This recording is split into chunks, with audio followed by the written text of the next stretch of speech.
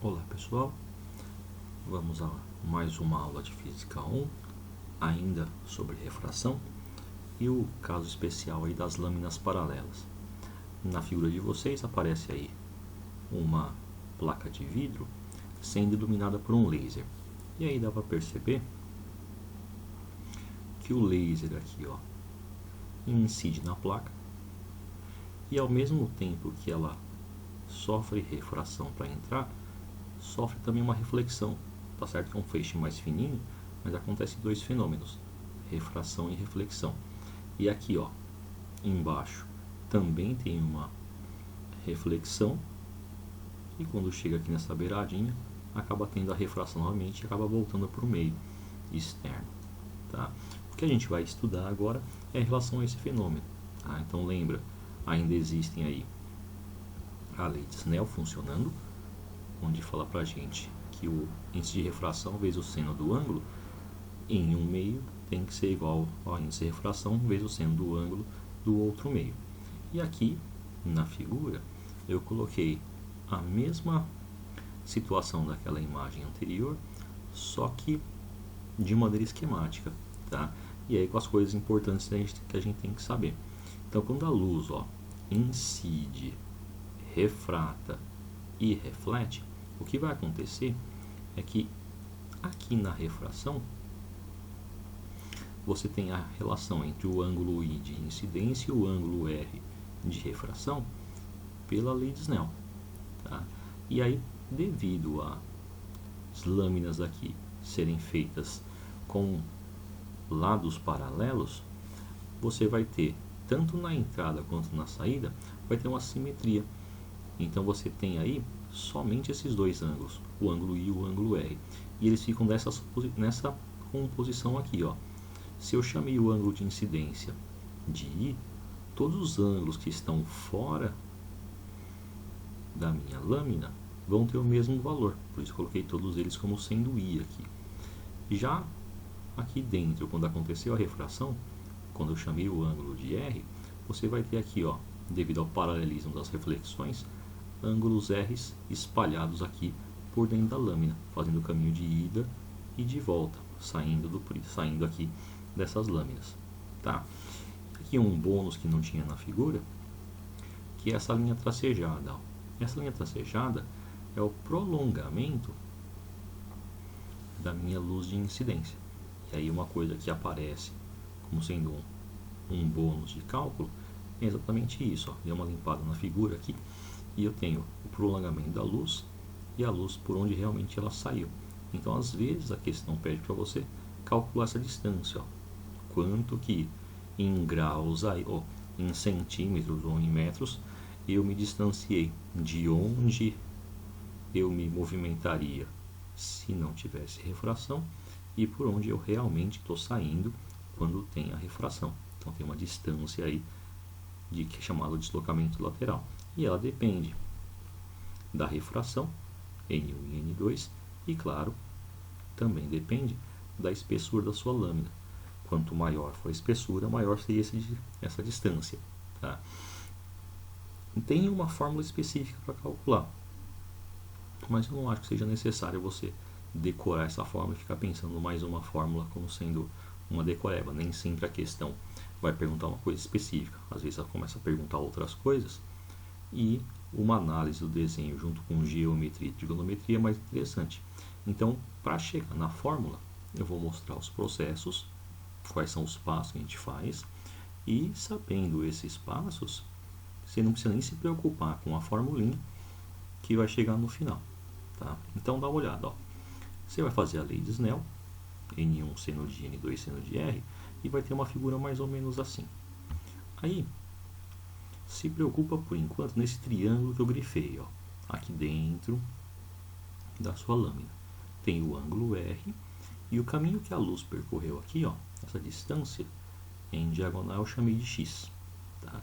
Então só com essa informação aqui, do x, do ângulo R e esse tamanho aqui, que seria o prolongamento da minha normal, que coincide com a espessura da minha lâmina, eu posso usar a relação trigonométrica do cosseno, que vai ser cateto adjacente sobre a hipotenusa, e ficaria assim, cosseno de R é a espessura dividida pelo caminho da luz. Tá? Aí, isolando aqui o meu x, que é a grandeza que no enunciado eu não vou ter, a equação ficaria assim. O x vai ser a espessura dividido pelo cosseno do R. Que esse R aqui é o ângulo de refração, que pode ser dado para você ou que você vai calcular previamente pela lei de Snell. Tá? E isso é a única coisa que a gente pode fazer em relação a esse triângulo. Somente a diferença é olhar agora o triângulo aqui azul que eu coloquei. Então eu tenho, ó, aqui em cima o ângulo que vai ser, ó, o ângulo I menos o ângulo R. Lembra que o ângulo I faz com a normal aqui um OPV.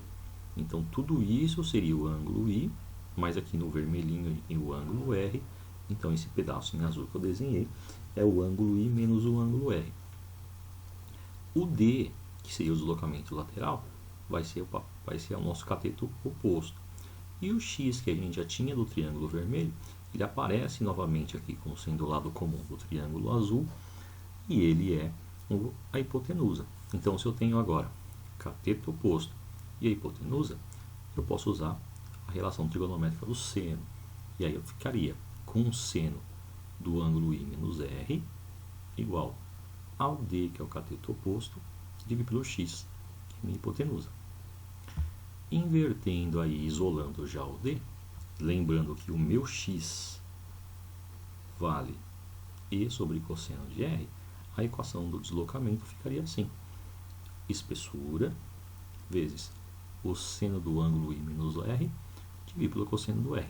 Tá? E essa fórmula aqui ficaria direto para você calcular quanto que é essa distância aqui, quanto que a luz se afastou do caminho de entrada que ela tinha.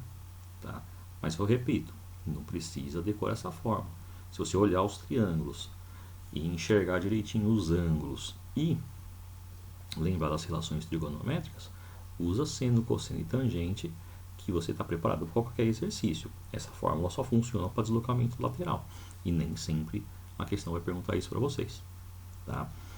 Aí, na apostila, já especificamente na página 15, lembrando que estamos no livro 3, o exercício 3 é um exercício que já pede exatamente isso. Eu já coloco para vocês aí a resolução do exercício usando a própria formulinha. Tá? Então, ele dá para você um enunciado maior, tá? Mas eu acabei resumindo o enunciado pegando só a parte da figura e a parte que envolve a pergunta. Então, ele fala para a gente aí que tem uma lâmina de espessura H, tá? Que tem esse caminho da luz percorrido. Aqui 30 graus, aqui de novo 30 graus, prolongamento da onde a luz deveria sair e o Dzinho aqui. Tá? Então ele quer que você calcule quanto vale esse Dzinho, mas como você não tem a espessura, aparece aqui nas alternativas um H como sendo a sua referência. Tá? O cuidado aqui, o nosso ângulo I sempre tem que ser marcado em relação à normal. Então a normal não está desenhada na figura por completo, você tem que prolongar ela aqui para cima. E o ângulo que a gente tem que pegar para ser o ângulo I é entre a normal e a luz.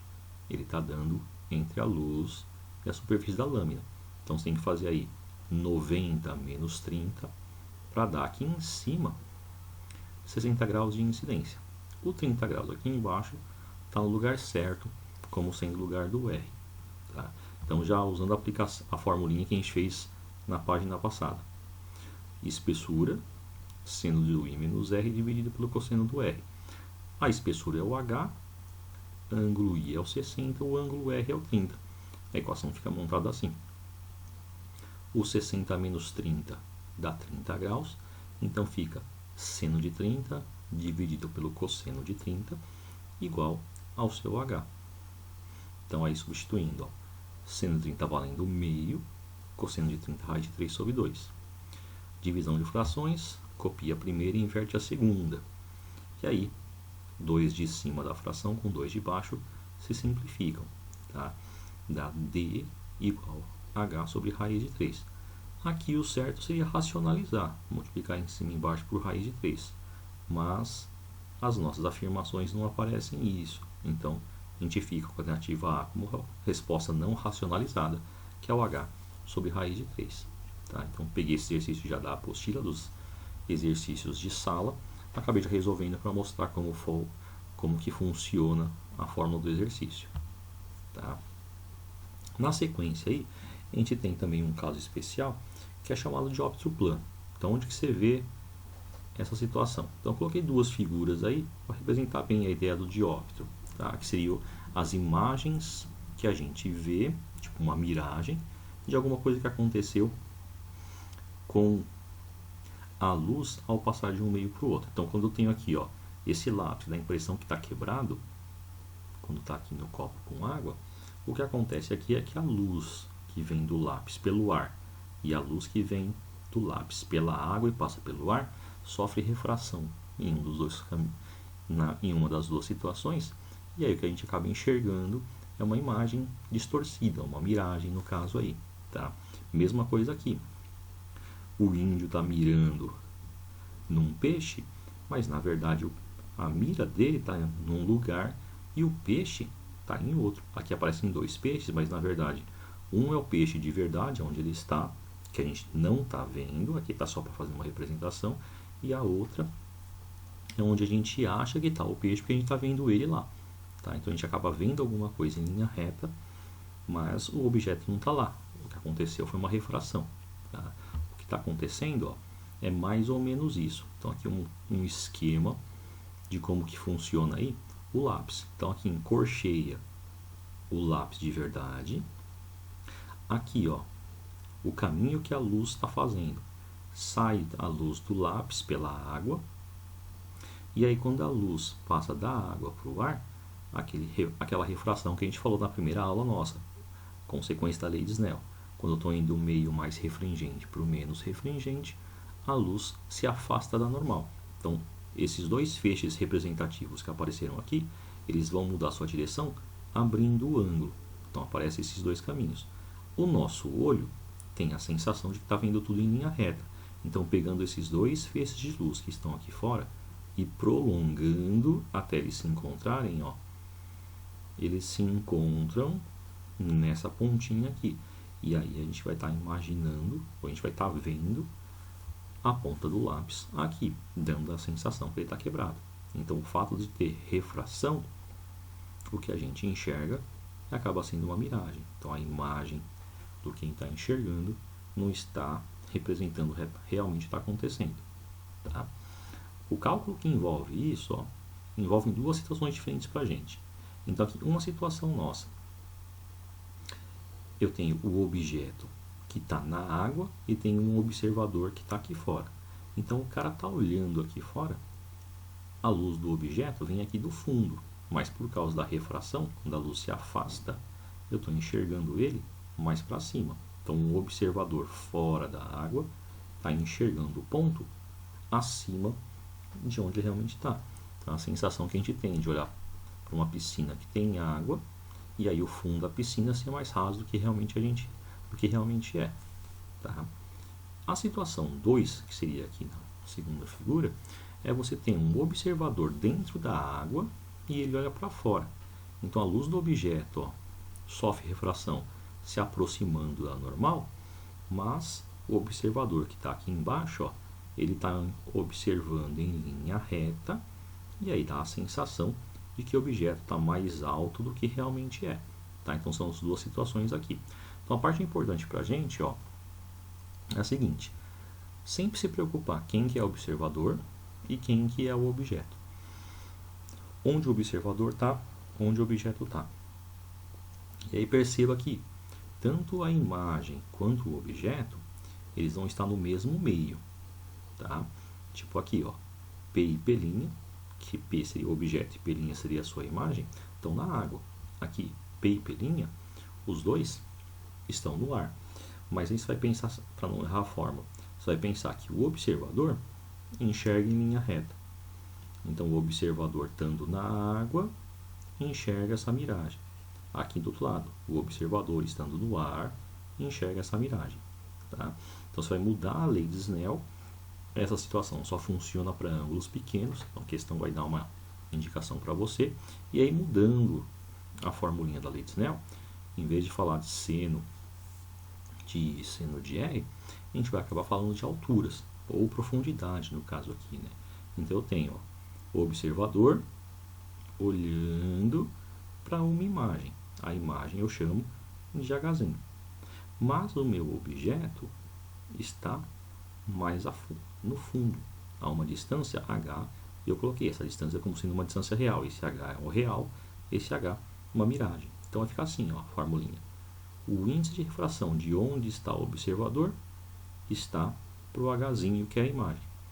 O índice de refração de onde está o objeto está para o H, que é uma distância real. Tá? Então aqui, Hzinho e Hzão não significam tamanho maior, tamanho menor, apesar desse desenho falar isso.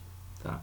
Se eu trocar o observador que está aqui no meu desenho no ar e colocar ele dentro da água, o Hzinho vai ser uma distância grande, enquanto que o Hzão vai ser uma distância pequena. Tá? Então você tem que pensar sempre isso.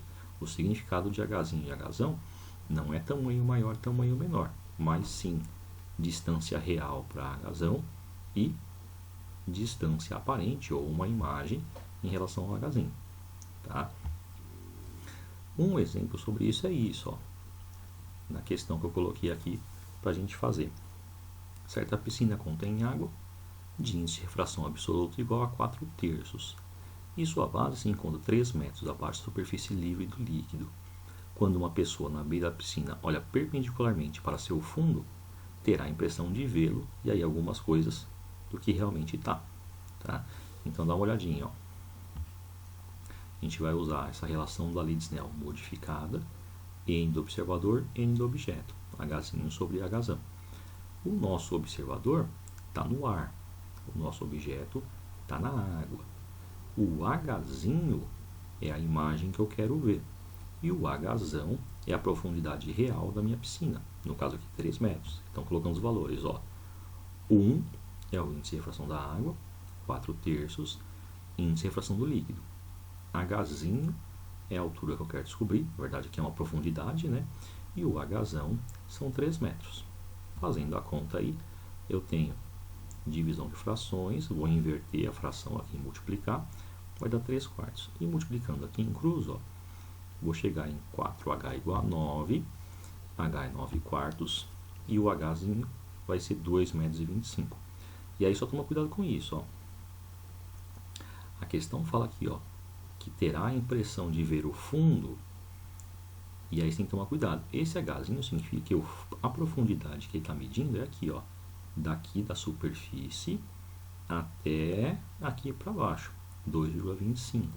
Então significa que você está vendo o fundo da piscina 75 centímetros mais próximo do que realmente é. Então, apesar da alternativa A falar 2,25 metros mais próximo, você tem que tomar cuidado com isso. Ele está comparando quanto que subiu. Então, era 3 metros, a distância real, e você está enxergando em 2,25. Então, para você, dá a impressão que subiu 0,75, tá? E não que está a 225, tá? Na verdade está vendo a 2,25, mas você tem a sensação, de acordo com o enunciado aqui, de que ela subiu 0,75, tá? Na apostila tem um parecido, então já coloquei também. Está na página 15 e esse aqui é o exercício número 4, tá? Fala para você que agora você está na água mergulhando e você está enxergando um peixe, e esse peixe está a uma distância de 2 metros. Então ele está falando para você que o peixe está a distância de 2 metros. E essa distância é uma distância verdadeira. O que você tem que lembrar, ó, que você está com uma máscara e aí o seu olho ele está sem água. Então seu olho está aí no caso com ar e aqui o peixe está na água. Então é a mesma coisa se você estivesse fora da piscina e olhando para a piscina para descobrir esse peixe, como se fosse a questão anterior. Então você montar a equação, o que você vai ter? As mesmas duas coisas. O observador está no ar, enquanto que o objeto está na água. Você quer saber com que distância você está enxergando esse peixe, sabendo que ele está realmente a 2 metros. Quando fizer a conta, vai ficar aí 3/4 igual a H sobre 2. Invertendo e multiplicando aí, você vai chegar numa distância de 1,5 m. Então, nessa situação, Você vai ver o peixe mais próximo de você, apesar de ele estar mais distante aí. Então essas são as duas coisas novas com relação à refração que a gente queria estudar. Vocês têm aí agora os exercícios, mais 2 exercícios para fazer, dos exercícios de sala e as atividades online que fazem parte das atividades propostas. Tá? Qualquer coisa aí, pode perguntar mandando mensagem lá no fórum. Tá? Bom trabalho para vocês aí. Até mais.